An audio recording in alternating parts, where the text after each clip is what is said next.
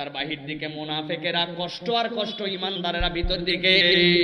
একটা দরজা আছে, দরজা দেওয়ার কারণ কি? মুফাসসিররা ব্যাখ্যা করছেন দরজা দেওয়ার কারণ হচ্ছে মুনাফিকদেরকে মানসিক কষ্ট দেওয়া। কারণ কি? দরজাটা খুলতে পারি আমি, লাগাতে পারি আমি, সিটকানি আমার দিকে, চাবি আমার দিকে, ভিতর দিকে ইমানদারেরা আরামে আছে।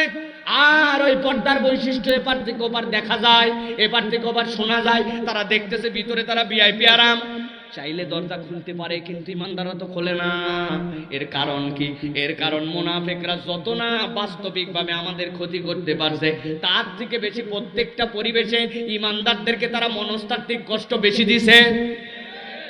মুহাম্মদ সাল্লাল্লাহু আলাইহি ওয়াসাল্লাম 1000 লোক নিয়ে দেখলেন বিগ বাহিনী যাচ্ছেন বদরে, 700 জন কেটে পড়ল।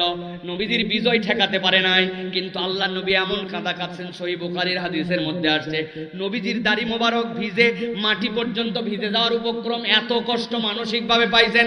আল্লাহ বলছেন ওই কষ্টের সুদে আসল আজকে দেওয়া হবে তোমাদেরকে, ওই কষ্টটা কড়াই গন্ডায় বুঝায় দেওয়া হবে। ইমানদারদের একটা পর্দা দিয়ে আলাদা করে দিলাম, ভিতর দিকে ইমানদাররা ভিআইপি আরামে আছে, আর বাহির দিকে তারা কষ্ট আর কষ্ট। আল্লাহ বলছেন চাইলে ইমানদাররা খুলতে পারে, কিন্তু এই দরজার মালিক ইমানদাররা খুলবে না। ওই ময়দানে আল্লাহ রাব্বুল আমিন ইমানদারদেরকে আরামে আর ওই মুনাফিকদেরকে কষ্টের মধ্যে ফেলে দিবে। আল্লাহু আকবার।